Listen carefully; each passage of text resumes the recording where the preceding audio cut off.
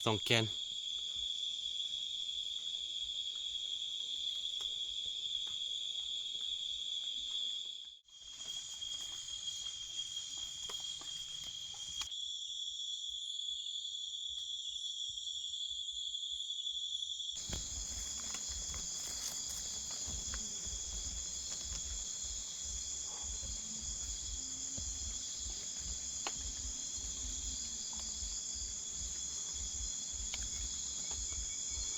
นกพลดอกเห็นปะ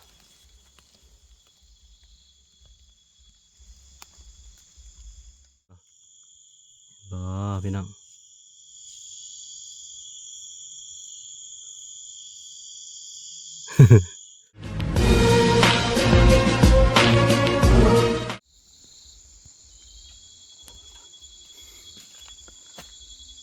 เข้าภูเข้าป่าอีกแล้วพี่น้องเลยแต่ละมือก็พอได้กลิ่นน้ำมันอยู่ตอนนี้เรายิงกระรอกลงไปตามหากระรอกก่อนนี่แหละทุกคนได้พึ่งพาธรรมชาติแต่ละมือนะพอได้กินบ่หากูได้กินพี่น้องเลยบ่ว่ากันเด้อ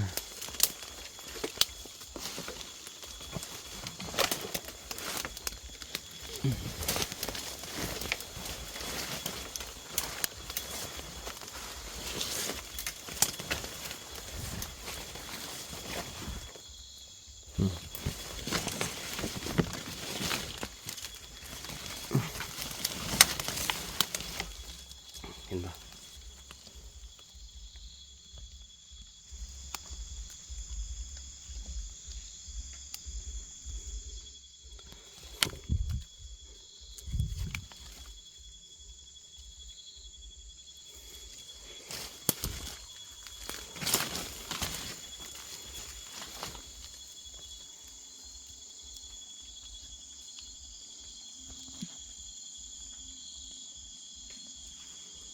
ฝนตกฝนตกหาเศร้าแล้วก็เอ้ยมีนกตัวหนึ่งเข้ามาอ๋อนกเขียวๆนกเขียวๆนกเขียวๆ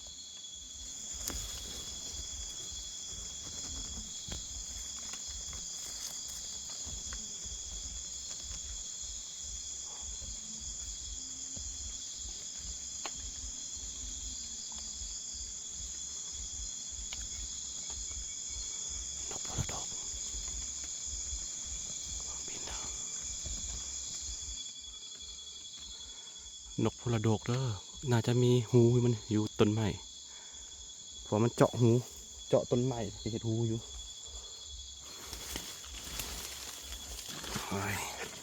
เอาปืนป่าเพื่อน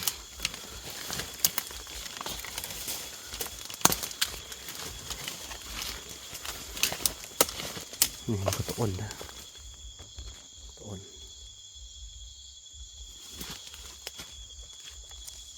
อ้นตัวอ้น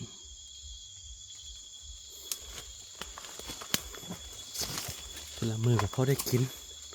ขึ้นบ่หาเขาได้กินแต่ต้องหูวิธีหาแต่ว่าเอาพอกินนะเอาพอเลี้ยงปากเลี้ยงท้อง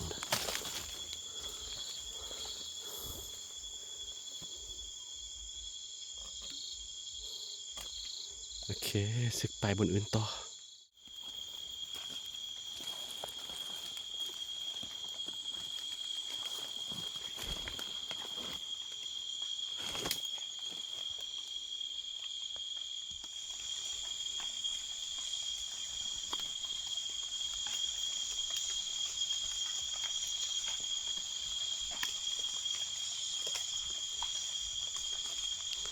นกน้อยกำลังนอน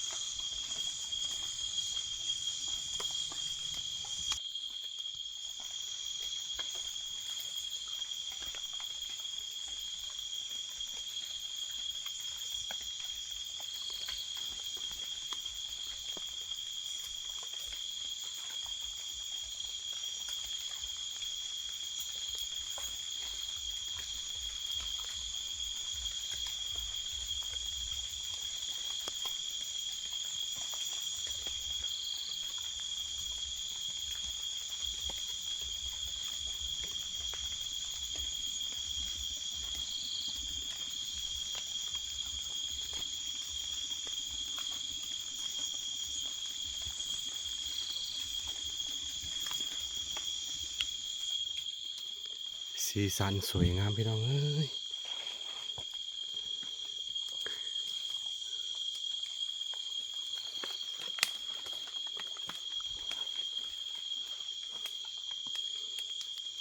ฝนแฉะเลยนี่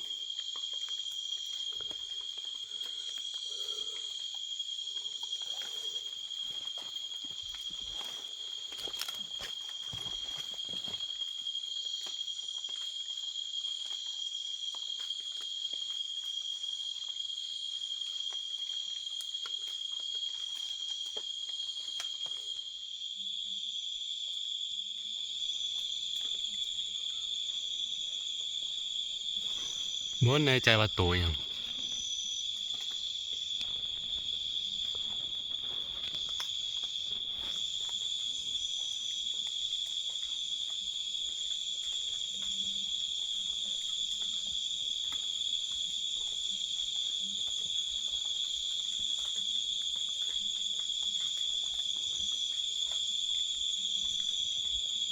มันคือตัวยังวะ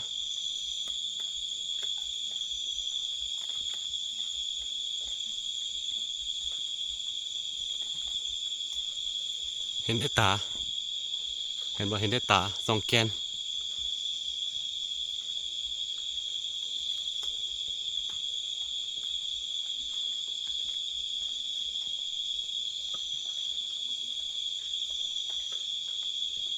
ฮะ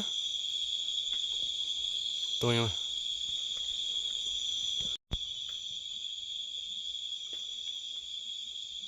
มันอยู่ค่อนข้างสูงโอ้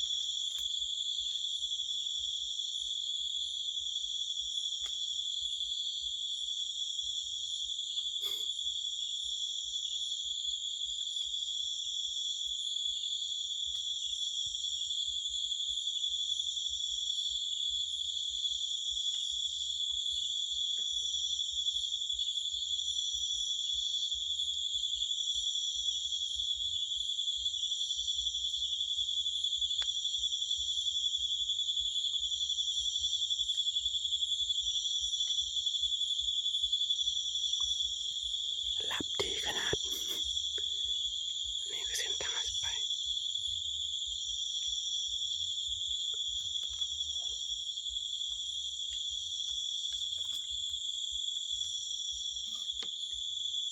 ค่อยๆไปรบกวน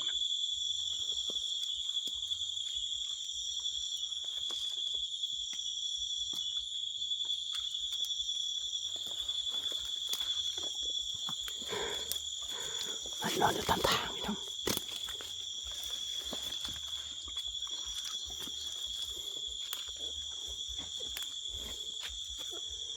นกน้อยๆแบบนั้นเราซื้อว่ารบกวนมันนะ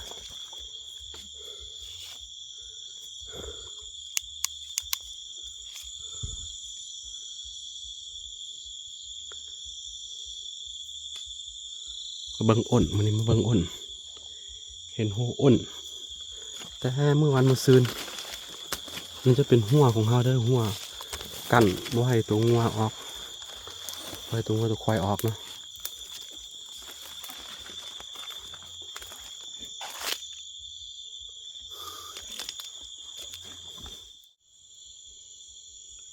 เห็นว่าทุกคนนั่นนี่คือหูอ้นเด้อตัวอ้นตัวอ้น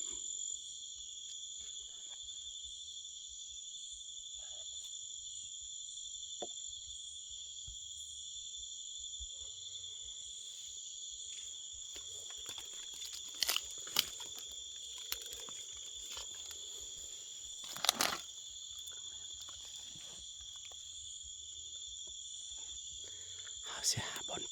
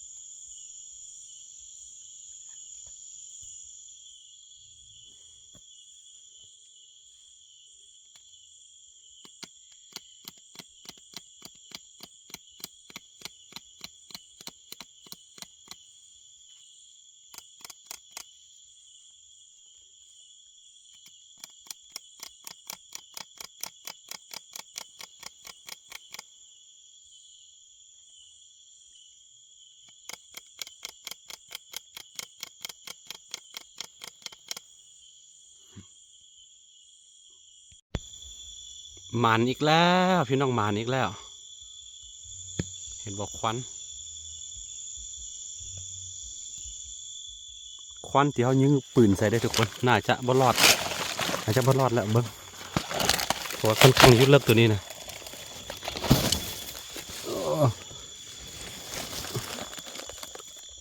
เดี๋ยวลองเอาไม้แทงเข้าไปกันโอ้ได้ยินเสียงบ่รอดแล้วบ่รอดแล้ว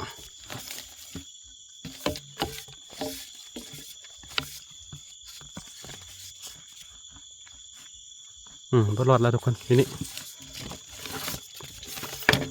ต้องเอาอันมีดเจาะก่อนเพราะว่าค่อนข้างลึก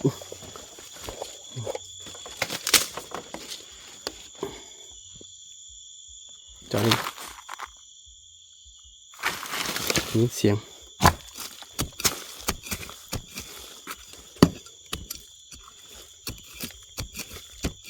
โอ้แก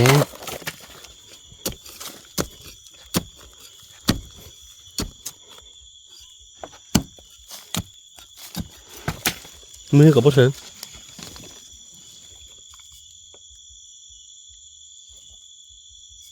มือน่าจะบ่ถึงเนี่ยตอนนี้มันอยู่ค่อนข้างลึกเข้าไปนะก็เลยว่าเสี่ยวน้ำไว้นี่เข้าไปแล้วก็เกี่ยวแล้วก็สิดึงออกมาบ่ฮู้ว่าได้บ่ได้มันค่อนข้างลึก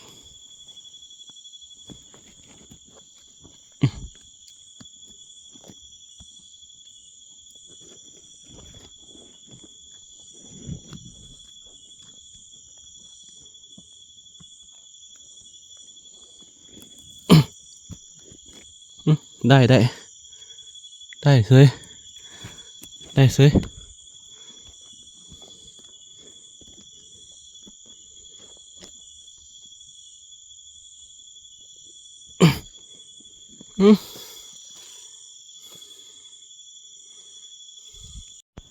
ตอนนี้คือออกยากทุกคนไม่เห็นไม่สังมัดมันอยู่หั่นค่อนข้างลึกนะ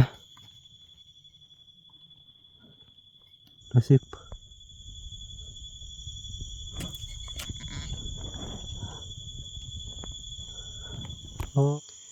และในที่สุดเนาะหลังจากที่เราใช้เวลาเกือบชั่วโมงหนึ่งในการเอาอ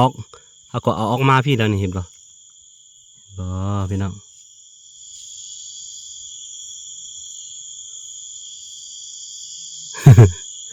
โอ้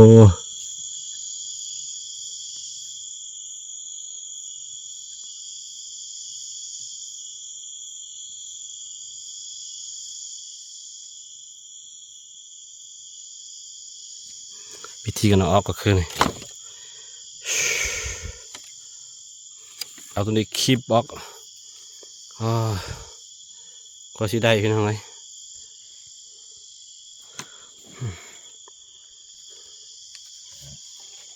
โอเคเดี๋ยวนี้มือถึงละโอ้ตัวใหญ่คือกันโอ้นี่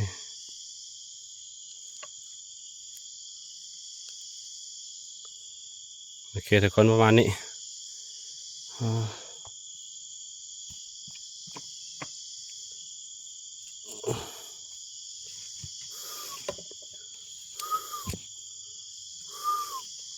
ก็สิได้กินพี่น้องเอ้ยนี่แหละทุกคนมันเป็นวิถีชีวิตเนาะขอโทษขออภัยถ้าผู้ใดบ่มักเนาะคือเขาก็คันบ่หาแบบนี้บ่ได้กินฮะเลี้ยงปากเลี้ยงท้องบ่ว่ากัน